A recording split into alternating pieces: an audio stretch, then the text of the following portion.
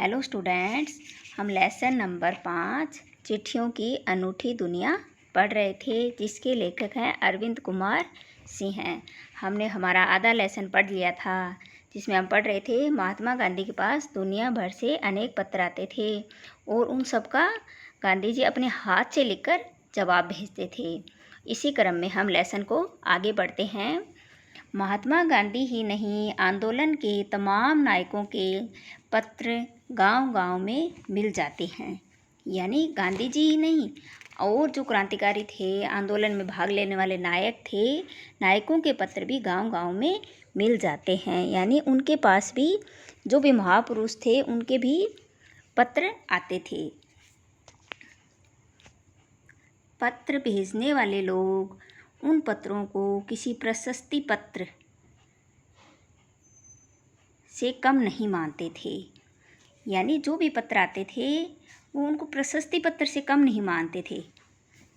प्रशस्ति पत्र होता है किसी की बड़ाई करते हुए लिखा गया पत्र, तो उस पत्र को वो प्रशस्ति पत्र के समान मानते थे और उन पत्रों को फ्रेम कराकर रख लिया करते थे। जैसे हम किसी फ़ोटो को फ्रेम कराकर रखते हैं, वैसे ही उसको रख लेते थे। तो एक बार फिर देखिए, महात्मा गांधी ही नहीं, आंदोलन के तमाम नायकों के पत्र गांव-गांव में मिल जाते हैं। यानी गांव-गांव में, यानी प्रत्येक गांव में जो नायक थे, आज़ादी के आंदोलन में भाग लेने वाले, उनके जो पत्र हैं वो लोगों के पास मिल जाते हैं। उन पत्रों को वे प्रशस्ति पत्र के समान मानते थे और फ्रेम करा करके उनको अपने पास रखते थे। यह है पत्रों का जादू।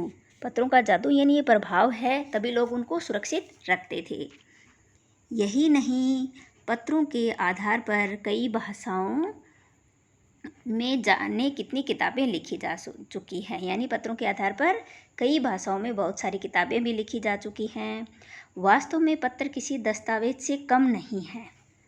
यानी जो पत्र है वो दस्तावेज यानी कोई महत्वपूर्ण कागजात, यानी किसी दस्तावेज से कम नहीं है। पंत के 200 पत्र बच्चन के नाम, यानी पंत का लिखा हुआ है कि 200 पत्र बच्चन के नाम। और निराला के पत्र हमको, निराला का पत्र क्या है? निराला के पत्र हमको लिखो है, कहा है। यानी निराला के द्वारा जो पत्र लिखे गए हैं वो भी संग्रह में संग्रहित हैं। जैसे पत्र हमको लिखो है, तथा पत्रों के आईने में दयानंद सरस्वती, पत्रों के आईने में दयानंद सरस्वती समेत कई पुस्तकें आपको मिल जाएंगी। यानी ये जो किताबें हैं, ऊपर लिखा है ना, कई किताबें भी पत्रों के आधार पर लिखी जा चुकी हैं कई भाषाओं में। तो ये महापुरुषों द्वारा लिखे गए पत्र हैं, इनमें इनको नाम दिया गया है। जैसे पत्रों का क्या नाम दिया गया है इसमें? पत्रों का जो संग्रह है उसके आधार पर पुस्तकें लिखी गई हैं और उनका नाम दिया गया है। पंत वाले को दिया गया है 200 पत्र बच्चन के नाम, और निराला द्वारा लिखित क्या है? हमको लिखा है, कहा। और पत्रों के आईने में दयानंद सरस्वती। तो आदि ऐसी पुस्तकें हैं जो पत्रों के आधार पर लिखी गई हैं।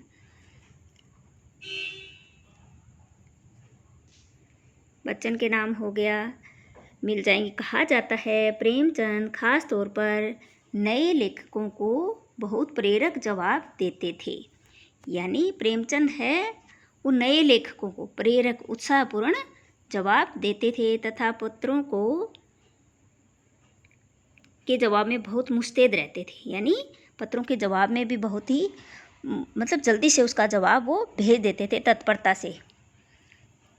इसी प्रकार नेहरू और गांधी के लिखे गए रविंद्रनाथ टैगोर के पत्र भी बहुत प्रेरक हैं, उत्साहित करने वाले हैं। यानी नेहरू और गांधी के लिखे गए रविंद्रनाथ टैगोर के पत्र भी बहुत ही प्रेरणादायक हैं। महात्मा और कवि के नाम से, यानी महात्मा और कवि के नाम से प्रसिद्ध हैं गांधी के और टैगोर के पत्र के नाम से।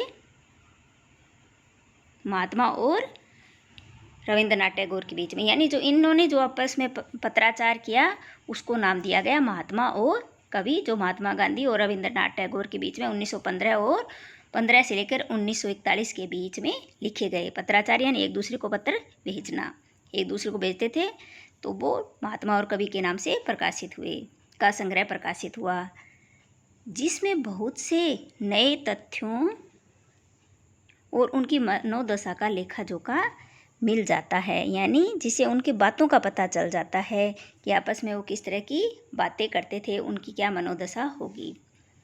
आगे है पत्र व्यवहार की परंपरा।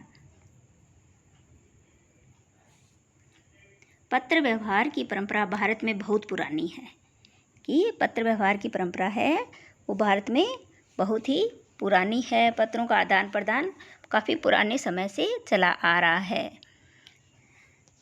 पर इसका असली विकास आज़ादी के बाद ही हुआ है, परंतु स्वतंत्रता के बाद ही इसको अधिक पत्र लिखने का रिवाज बढ़ा। तमाम सरकारी विभागों की तुलना में सबसे ज़्यादा गुडविल डाक विभाग की, यानी जितने भी सरकारी विभाग हैं उसमें सबसे अच्छा किसको माना गया है? गुडविल यानी साख, सबसे अच्छी साख डाक विभाग की है। इसकी एक खास वजह यह भी है कि यह लोगों को जोड़ने का काम करता है। जोड़ने का यानी जो पत्र आते हैं, चिट्ठी आती है, वो आती है उसको पहुंचा देते हैं, और जिसको पहुंचानी होती है वो भी एक दूसरे तक लेटर वगैरह हैं वो आदान प्रदान करते हैं, इसलिए वो जोड़ने का काम करता है। घर घर तक इसकी पहुंच है। इसकी पहुंच कैसे है? यानी हर घर में पत्र पहुंचाता है, इसलिए हर घर में इसकी पहुंच है।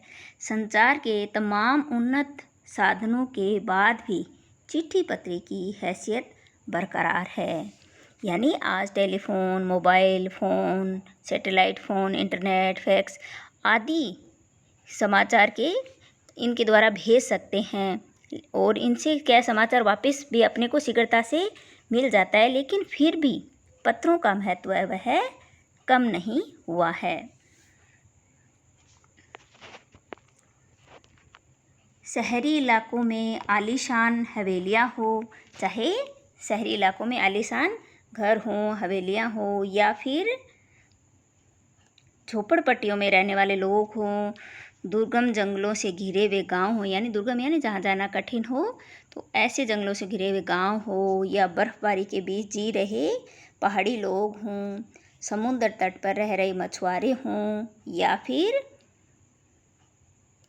रेगिस्तान की ढाणियों में रह रहे लोग हों, आज भी खतों का ही सबसे अधिक बेसब्री से इंतज़ार करते हैं। यानी चाहे जहाँ भी रहें लोग, चाहे ढाणियों में रहे, कच्ची बस्तियों में रहे, पहाड़ों पर रहे, लेकिन उन सभी को बेसब्री से खतों का इंतज़ार ही रहता है। इसे पता चल रहा है कि पत्रों का महत्व आज भी कितना महत्वपूर्ण है। यानी पत्र भी आज भी हमारे जीवन में महत्वपूर्ण स्थान रखते हैं। आगे है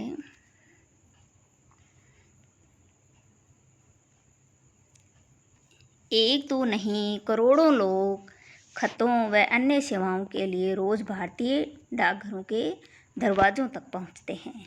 यानी एक नहीं बल्कि करोड़ों लोग खतों के लिए और अन्य सेवाओं के लिए, खत यानी चिट्ठी या पत्र के लिए भारतीय डाकघरों के दरवाज़ों तक पहुंचते हैं, और इनकी बहुआयामी भूमिका नज़र आ रही है।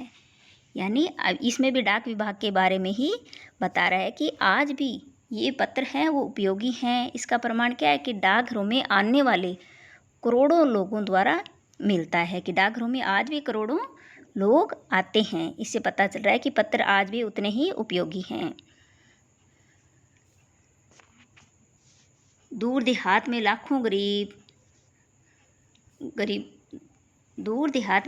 गरीब घरों में चूल्हे मनी ऑर्डर अर्थव्यवस्था से ही जलते हैं। यानी दूर देहात में यानी गाँवों में लाखों जो गरीब घर हैं उनमें चूल्हे मनी ऑर्डर की अर्थव्यवस्था से ही चलते हैं। यानी मनी ऑर्डर डाक विभाग द्वारा पहुंचाया गया पैसा, तो उससे ही लोगों की अर्थव्यवस्था चलती है, यानी उनका घर चलता है। गाँवों या गरीब बस्तियों में चिट्ठी या मनी ऑर्डर लेकर पहुंचने वाला डाकिया देवदूत के रूप में ही देखा जाता है। यानी गाँव में जो डाकिया है, जो मनी ऑर्डर पहुंचाता है या कोई चिट्ठी पहुंचाता है, तो जो गांव के लोग हैं उसको क्या मानते हैं? देवदूत के समान मानते हैं, जैसे कोई ईश्वर का संदेशवाहक आया हो। तो डाकिये को एक देवदूत के रूप में देखते हैं और उसका बहुत ही सम्मान करते हैं। तो आज हमारा ये लेसन है वो कंप्लीट हो गया है। अब हम इसके क्वेश्चन आंसर करेंगे।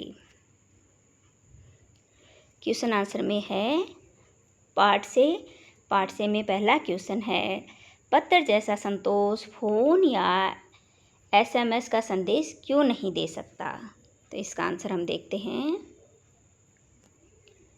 फ़ोन पर सुनी हुई बातें बहुत जल्दी मस्तिष्क से निकल जाती हैं, यानी फ़ोन पर हम जो बातें सुनते हैं तो वो 1 मिनट याद रहती हैं, फिर हम भूल जाते हैं, क्योंकि इसमें व्यक्ति का चेहरा सामने नहीं आ पाता है।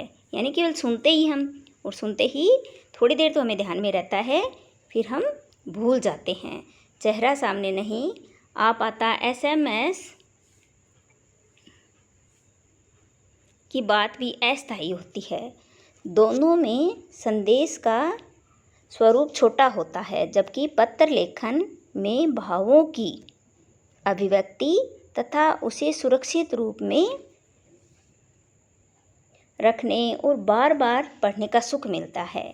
यानी फ़ोन पर सुनी हुई बातें हम भूल जाते हैं और वो अस्थायी भी होते हैं, लेकिन जो पत्र होता है वो हमारा स्थायी हमारे पास रहता है। हम उसको बार बार में पढ़ सकते हैं और पढ़ने का सुख ले सकते हैं।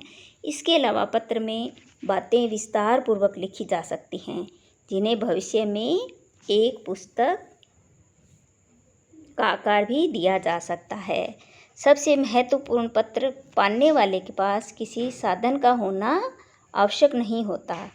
इसके विपरीत फ़ोन या SMS का प्रयोग तभी किया जा सकता है जब सामने वाले के पास भी फ़ोन या SMS पाने की सुविधा हो। अब है क्वेश्चन नंबर 2। इसमें है, पत्र को खत, कागज, उत्तरम, जाबू, लेख, कड़ित, पाती, चिट्ठी इत्यादि कहा जाता है। इन शब्दों से संबंधित भाषाओं के नाम बताइए। यानी इन्हें किस भाषा में ये कहा जाता है। तो हिंदी में कहते हैं हम चिट्ठी व पाती, संस्कृत में पत्रम, तमिल में कड़ित, कन्नड़ में कागज, तेलुगु में उत्तरम,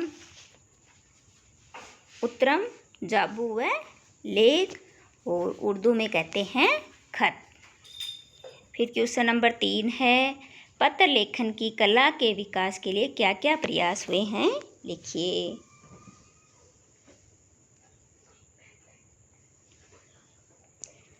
पत्र लेखन की कला का विकास विश्व डाक संघ के सन 1972 से पत्र लेखन प्रतियोगिता के आयोजन से प्रारंभ हुआ। इसमें 16 वर्ष तक के बच्चे भाग लेते हैं। साथ ही स्कूली पाठ्यक्रम में भी पत्र लेखन को अनिवार्य कर दिया गया। फिर है क्वेश्चन नंबर 4, पत्र धरोहर हो सकते हैं लेकिन SMS क्यों नहीं, तर्क सहित अपना विचार लिखिए। पत्रों से जो सूचनाएं मिलती हैं उन्हें पढ़कर रिकॉर्ड के रूप में व्यक्ति रख सकता है। ये पत्र आने वाली पीढ़ी को विरासत के रूप में मिलते हैं। इन पत्रों में हर तरह का विवरण स्पष्ट होता है। इनके आधार पर पुस्तकें भी तैयार की जाती हैं।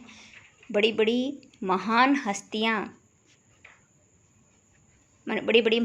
के पत्र संग्रहालयों में प्राप्त किए जा सकते हैं। इनकी तुलना में SMS में ऐसी स्पष्टता, विस्तार तथा स्थायित्व नहीं होता, जिसके कारण इन्हें भविष्य के लिए सहेज कर रखना संभव नहीं होता। अतः पत्र निसंदेह धरोहर हो सकते हैं, जबकि SMS नहीं।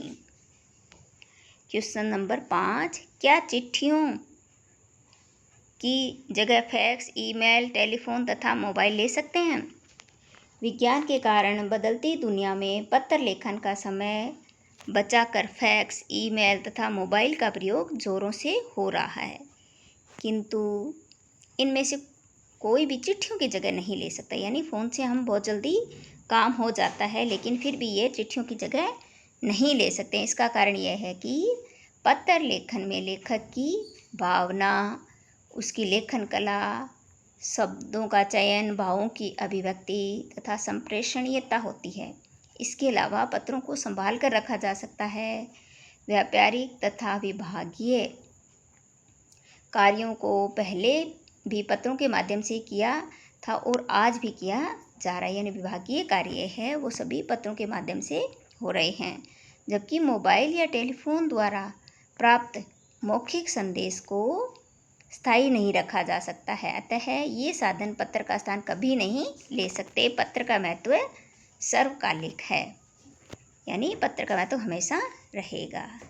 आगे है पाठ से आगे। किसी के लिए बिना टिकट सादे लिफाफे पर सही पता लिखकर बेरंग भेजने पर कौन सी कठिनाई आ सकती है, पता कीजिए। कि डाक विभाग ने पत्र भेजने पर आने वाले खर्च को निकालने के उद्देश्य से टिकट लगाने की व्यवस्था की है।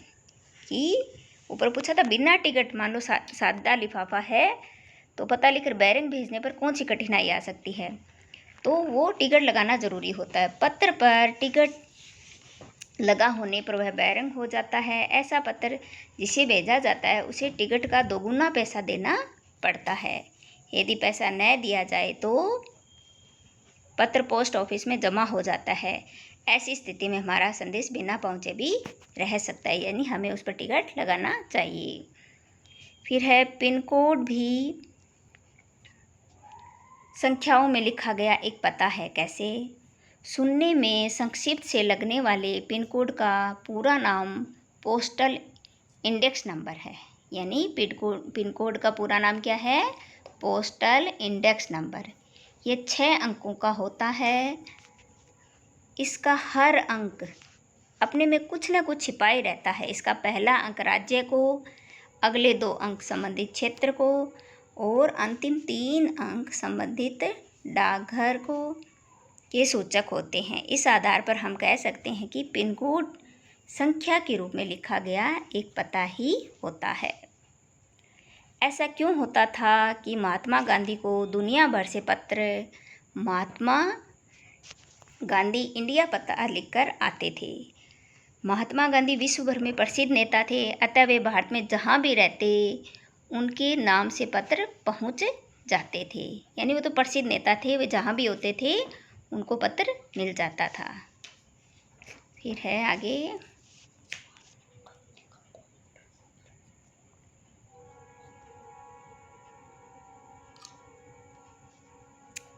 रामधारी सिंह दिनकर की कविता भगवान के डाकिए आपकी पाठ्य पुस्तक में है। उसके आधार पर पक्षी और बादल डाकिया मानकर अपनी कल्पना से एक लेख लिखिए। इसको आप छोड़ दीजिए। संस्कृत साहित्य के महाकवि कालिदास ने बादल को संदेशवाहक बनाकर मेघदूत नाम का काव्य लिखा है, यानी कालिदास का क्या है? मेघदूत काव्य है। मेघदूत के विषय में जानकारी प्राप्त कीजिए। इसको भी आप छोड़ दीजिए। फिर क्वेश्चन नंबर 3 देखिए। पक्षी को संदेशवाहक बनाकर अनेक कविताएं एवं गीत लिखे गए हैं। एक गीत है जा जा रे कागा विदेशवा। प्रशिक्षित पक्षी के गले में पत्थर बांधकर निर्धारित स्थान तक पत्र भेजने का उल्लेख मिलता है। मान लीजिए आपको एक पक्षी को संदेश वाहक बनाकर पत्र भेजना हो तो वह पत्र आप किसे भेजना चाहेंगे, उसमें क्या लिखेंगे? तो ये आप छोड़ दो, ये वाले आप छोड़ देना। आगे हम देखते हैं।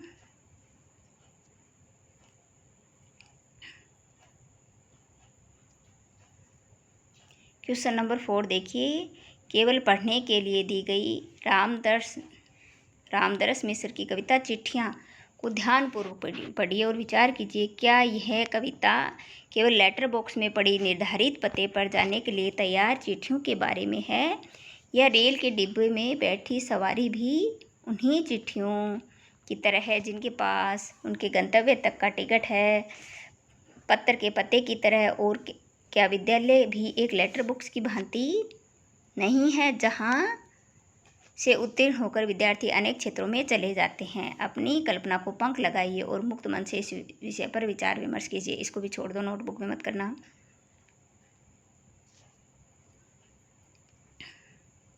अब है भाषा की बात।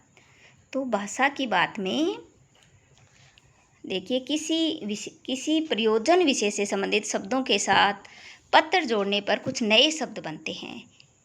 यानी हम किसी शब्द के साथ पत्र शब्द जोड़ते हैं तो नया शब्द बन जाता है। जैसे प्रशस्ति पत्र, समाचार पत्र। आप भी पत्र के योग से बनने वाले 10 शब्द लिखिए।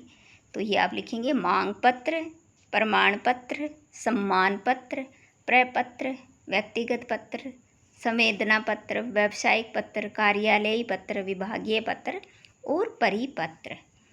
तो ये क्वेश्चन फर्स्ट हो गया आपका। सेकंड देखिए, व्यापारिक शब्द व्यापार के साथ इक प्रत्यय के योग से बना है। यानी व्यापार प्लस इक प्रत्यय जोड़ा तो व्यापारिक बन गया। इक प्रत्यय के योग से बनने वाले शब्दों को अपनी पाठ्य पुस्तक में खोजकर लिखिए।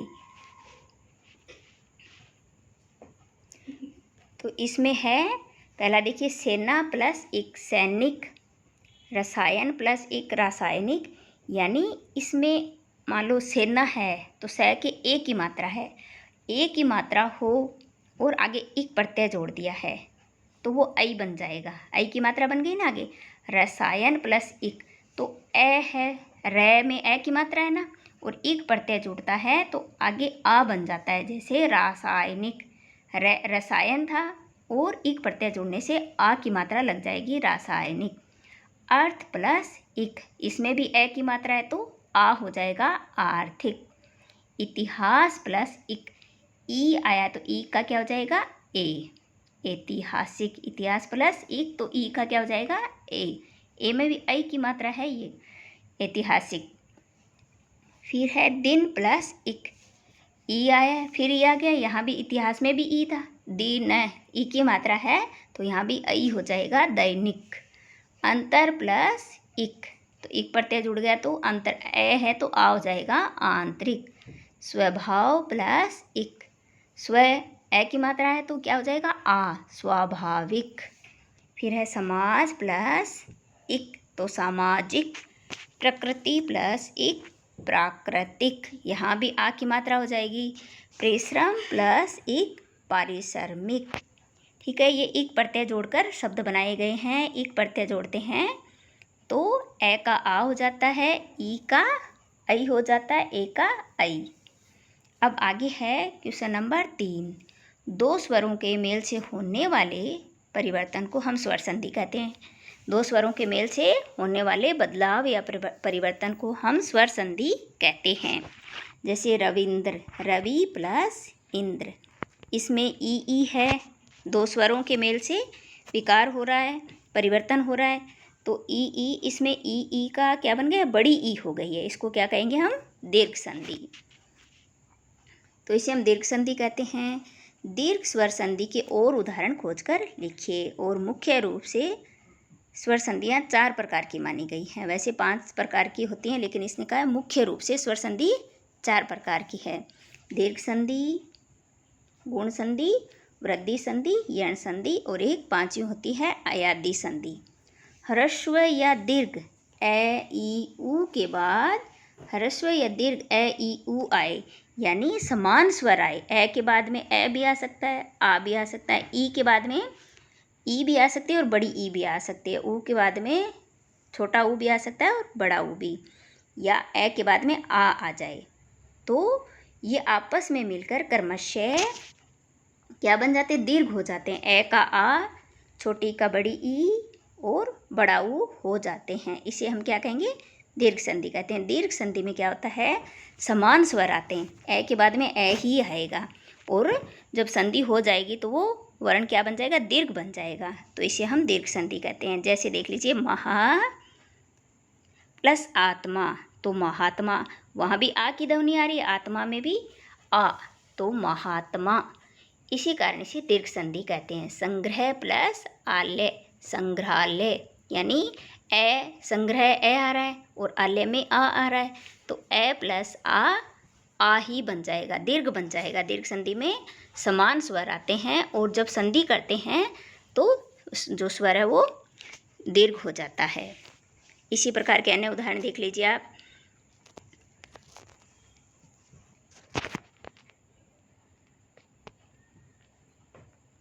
जैसे हिम प्लस आलय, हिमालय।